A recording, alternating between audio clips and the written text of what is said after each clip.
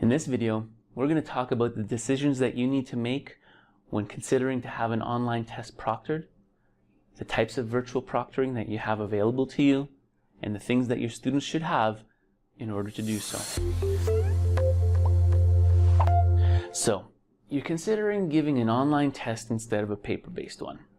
This has many benefits to you and your students, but you might be hesitant of jumping into this format because you can't verify that the student is actually taking the test or not accessing materials that they're not supposed to.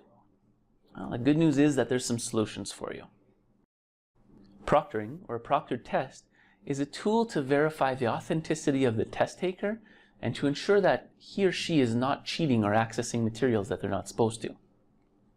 If you choose to keep it traditional and use an in-person proctor or no proctor at all, you may come across some problems. 1. The location of the test center. This may not be in proximity of where your student is, and your student may not be able to get to it. Second is the actual schedule of that test center. Just because the student may be close by doesn't mean that their schedule meets up with when the actual test center is open. 3. Finding a qualified proctor might be difficult. Qualified proctor is trained in authenticating a person's identity and ensuring that they're not cheating while taking the test. Also, there may be no records of the proctor doing exactly what they're supposed to be doing.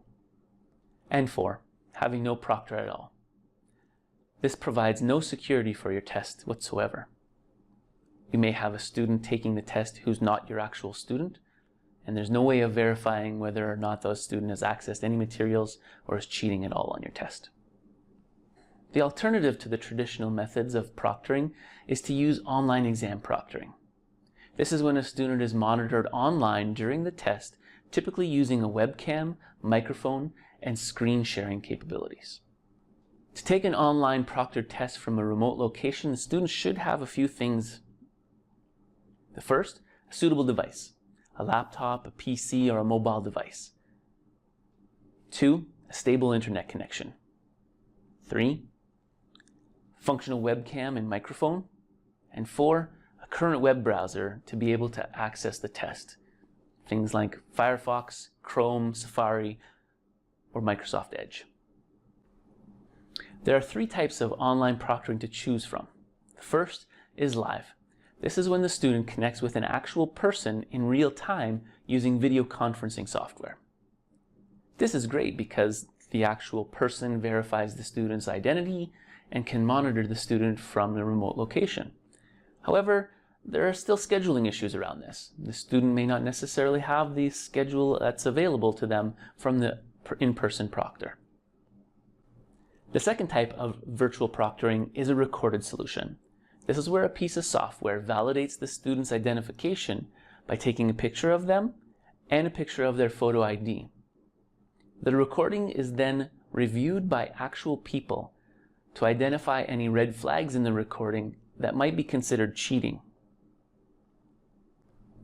The third type of virtual proctoring service is an automated service. This is where software still validates the identification of the student. However, that software also limits the access that the student has so that they're not gaining access to materials they're not supposed to.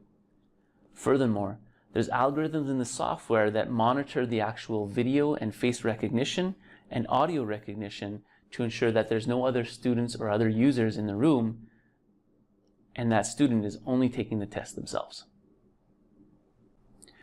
Now that you know a little bit more about virtual proctoring services, I hope it makes your decision a little bit easier to jump into that online testing world.